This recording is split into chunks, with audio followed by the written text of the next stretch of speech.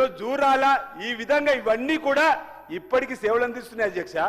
మీరు కట్టినటువంటిది కాళేశ్వరం కూలిపోయినట్టు సందర్భం, అప్పుడు కుప్పగా చేసినటువంటిది నాణ్యత లేని కట్టడాలు మీ మధ్యలో చేసింది.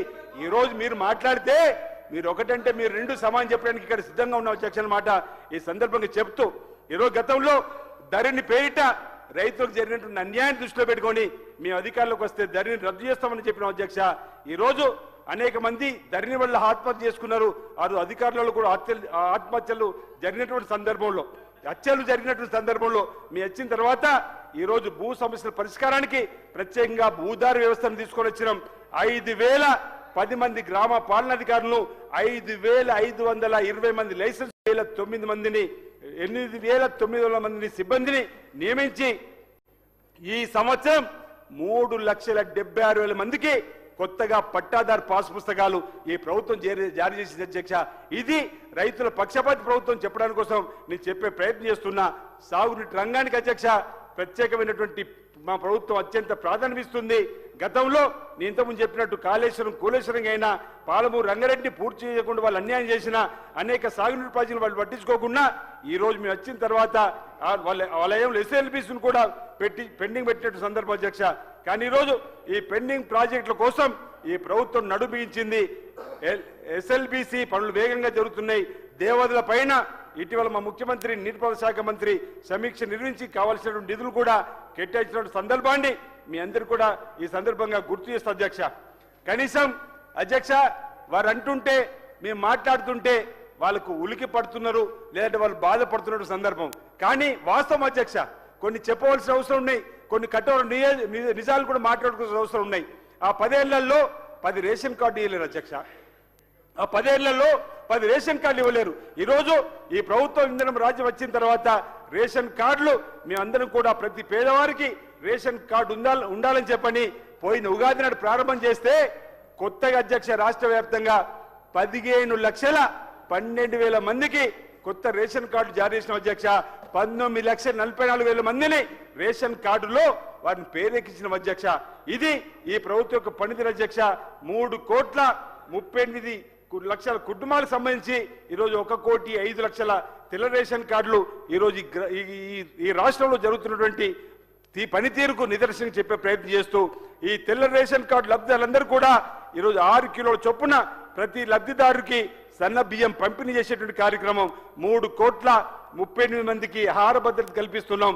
గత ప్రభుత్వం ఇచ్చినటువంటి దొడ్డు బియ్యం అక్కడే అమ్ముకునే వాళ్ళ అధ్యక్ష, లేదా బయట పశువులకు దానాగా వాడేవాళ్ళు. కానీ రోజు సన్న బియ్యం ఏదైతే సంపన్ను తిన్నటువంటి భోజనం ఈ రోజు పేదవారికి ఇస్తుంటే మేము సన్న బియ్యం పంపిణీ చేసిన తర్వాత దళిత కాలనీ, బీసీ కాలనీ, గిరిజన కాలనీకి వెళ్తే వాళ్ళందరూ కూడా ఈ ప్రభుత్వానికి ఆశీర్వదించిన తీరు, కళ్ళల్లో ఆనందం, కళ్ళల్లో నీళ్లు వస్తుండగా, ఆనంద బాష్పాలు వస్తుండగా మీ కడుపు చల్లగుండగా ఇందిరమ్మ రాజ్యం మళ్ళీ రావాలి, మీలాంటి వాళ్ళు ఎప్పుడన్నా వాళ్ళు అన్నమాట అధ్యక్ష.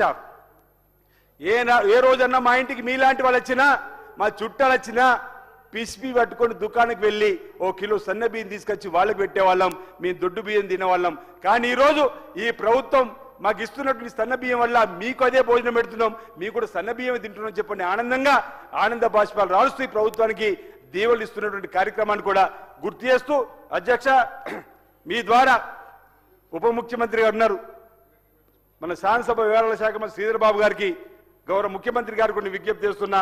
ఈ సన్న బియ్యంతో ఒకసారి అసెంబ్లీలో అధ్యక్ష మీరు అనుమతిస్తే ఆ సన్న బియ్యంతో ఇక్కడ ఉన్నటువంటి మా శాసనసభ్యులకు కానీ ఇక్కడ ఉన్న అధికారులకు కూడా ఒక పూట భోజనంతో ఆ సన్న బియ్యం భోజనం తినిపించాలని చెప్పని కూడా తినిపించాలని చెప్పని ఈ సందర్భంగా మీ ద్వారా ఈ ప్రభుత్వాన్ని కూడా కోరేటువంటి కార్యక్రమం చేస్తూ అధ్యక్ష. ఎందుకంటున్నానంటే అధ్యక్ష ఒకసారి మనం కూడా అంటే ఇప్పటికే వెళ్ళి వారితో పాటు కలిసి భోజనాలు చేసినాం, కానీ అసెంబ్లీ సాక్షిగా కూడా మనందరం కూడా సన్నబియ్యం ఒకసారి భోజనం కూడా చేసే ఏర్పాటుకు మీరు అనుమతించాలని ఆ అవకాశం కల్పించాలని ప్రభుత్వం సందర్భంగా నేను కోరుతున్నాను అధ్యక్ష. అదేవిధంగా అధ్యక్ష ఇందిరా మిండ్ల గురించి కూడా అధ్యక్ష, ఇందిరా మిండ్లకు సంబంధించి కూడా ఈరోజు ఆనాడు ఇందిరా మిండ్లే మళ్ళీ ఈరోజు ఇందిరా మిండ్ల అధ్యక్ష. ఈ దేశంలో ఆంజనేయ స్వామి గుడి లేని ఊరు లేదు అధ్యక్ష, ఇందిరమ్మ ఇల్లు లేని ఊరు లేదు అధ్యక్ష అన్నమాట ఈ సందర్భం చెప్తా ఉన్నాం. కానీ మధ్యలో 10 సంవత్సరాలు డబుల్ బెడ్రూమ్ పేరిట ఊరించి ఎక్కడా కూడా డబుల్ బెడ్రూమ్ రాని గ్రామాలు మనం అనేకం చూసినాం అధ్యక్ష. కానీ ఈరోజు ఇంధనం మిల్ల పేరిట ఈరోజు 3,500 నియోజకవర్గానికి ఈరోజు 4,50,000 ఈ రాష్ట్ర వ్యాప్తంగా ఇస్తే 22,000 పైచిల్ కోట్లు కేటాయించుకున్నాం. ఇప్పటికే 5,7300 కోట్లను కూడా ఈరోజు ఇందిరా మిల్లు నిర్మాణం చేసుకున్న వారికి పంపిణీ చేసిన అధ్యక్ష అన్నమాట. ఈ సందర్భంగా నేను చెప్తూ ఇందిరా మిల్లు నిర్మాణంతో ఈరోజు గ్రామాల్లో కూలికి పని దొరికింది, సుతారికి పని దొరికింది, ట్రాక్టర్కి పని దొరికింది, డ్రైవర్కి పని దొరికింది, స్టీల్ సిమెంట్ దుకాణదారులకు కూడా పని దొరికి ఈరోజు ముందుకు పోతున్నటువంటి సందర్భాన్ని మీ అందరికీ కూడా గుర్తు చేసిన అధ్యక్ష. స్వయం మహిళా సంఘాల కోసం కూడా ఈరోజు శ్రీనిధి ద్వారా 1,00,000 కోట్లు రుణం ఇవ్వాలని చెప్పని ముందుకు పోతుంటే ఈ 2 ఏళ్లలోనే ఇప్పటికే 57,000 కోట్ల రూపాయలు రుణాల రూపంలో పంపిణీ చేసినాం. సకాలంలో వడ్డీ కట్టిన వారికి ఇప్పటికే 3 సార్లు వారి ఖాతాల్లో కూడా సకాలంలో కట్టిన వడ్డీని కూడా ఇచ్చినటువంటి సందర్భాన్ని, ఇంచుమించు 600 బస్సులు కూడా ఈరోజు మహిళా సంఘాలకు ఇచ్చినటువంటి సందర్భం కూడా గుర్తు చేస్తా అధ్యక్ష. వీళ్ళు మాట్లాడితే 6 గ్యారంటీలు ఎక్కడ జరుగుతున్నాయి, ఎక్కడ అమలు అవుతున్నాయి అని చెప్పిన మాట అంటున్నారు. 6 గ్యారంటీలు ఈరోజు 5 గ్యారంటీలు అమలు అవుతున్నాయి అధ్యక్ష. ఈరోజు మహాలక్ష్మి పథకంలో ఆర్టీసీలో ఆడ తల్లులు ఉచిత ప్రయాణం చేస్తున్నటువంటిది ఇప్పటికీ 9,222,000 మహిళా తల్లులకు అధ్యక్ష ఈ జీరో టికెట్ల ద్వారా 9,227 కోట్లు ఈ రాష్ట్రంలో మహిళలకు ఆదాయం వచ్చిందన్నమాట. ఈ సందర్భంగా మీ అందరూ కూడా తెలియజేస్తూ ఈరోజు 53,09,000 కుటుంబాలు ఇందులో లబ్ధి పొందుతుందన్నమాట.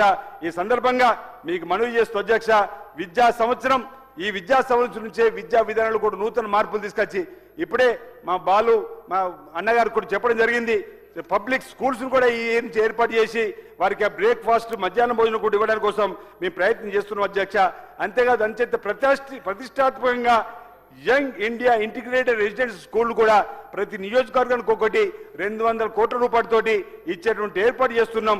దీనివల్ల పేదలకు ఈరోజు స్కిల్ ఏదైతే పెంపొందించే కార్యక్రమంలో యంగ్ ఇండియా స్కూల్ విశ్వవిద్యాలయం కూడా ఈ ప్రభుత్వం ఏర్పాటు చేసినటువంటి అంశాన్ని ఈ సందర్భంగా మీకు గుర్తు చేస్తూ ఐటీఐలను కూడా ఏటీసీలకు అడ్వాన్స్ టెక్నాలజీ సెంటర్లుగా మార్చిన సందర్భంలో నూతనంగా కూడా ఐటీఐ లేని దగ్గర కూడా ఏటీసీలు వచ్చే క్రమంలో నా నియోజకవర్గంలో రుద్రేగులు కూడా ఒక ఏటీసీ ఇచ్చిండ్రు. అడ్వాన్స్ టెక్నాలజీ సెంటర్ రావడం వల్ల ఈరోజు విద్యా విధానంలో వారికి అందరూ చదువుకున్నట్టు వెంటనే ఉద్యోగం రావడానికి అవకాశం ఉంటుందని ఈరోజు ఈ విధంగా ఈ ప్రభుత్వం విద్యా విధానాన్ని కూడా పటిష్టపరచడానికి కోసం ప్రయత్నం చేస్తూ ముందుకు పోతుంది అధ్యక్ష. అదేవిధంగా వైద్యానికి సంబంధించి కూడా చక్కటి ఏర్పాటు చేస్తూ ముందుకు పోతున్నటువంటి సందర్భాన్ని మీ అందరికీ కూడా గుర్తు చేస్తూ గతంలో ప్రగతి భవన్ గేట్ల దగ్గర కూడా మంత్రులకు కూడా పోవడానికి అవకాశం లేదు అధ్యక్ష. కానీ ఈరోజు ప్రజాభవన్లో ప్రజావాణి కార్యక్రమం ఏర్పడేసినాం.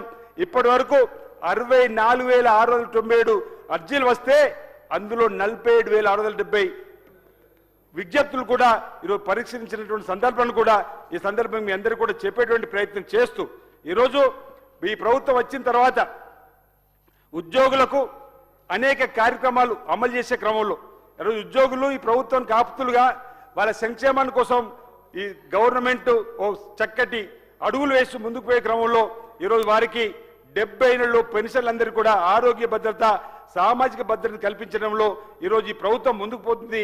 ఉద్యోగుల సంక్షేమానికి అత్యధికంగా ప్రాధాన్యత ఇస్తూ ప్రత్యేక బీమా పథకాన్ని కూడా ప్రవేశపెట్టింది అధ్యక్ష. ఈ అంశాన్ని కూడా మీ ద్వారా ఉద్యోగులకు కానీ ప్రజానీకానికి కూడా తెలిసేటువంటి కార్యక్రమాన్ని ఈ సందర్భంగా మీకు తెలియజేసే ప్రయత్నం చేస్తూ గత ప్రభుత్వం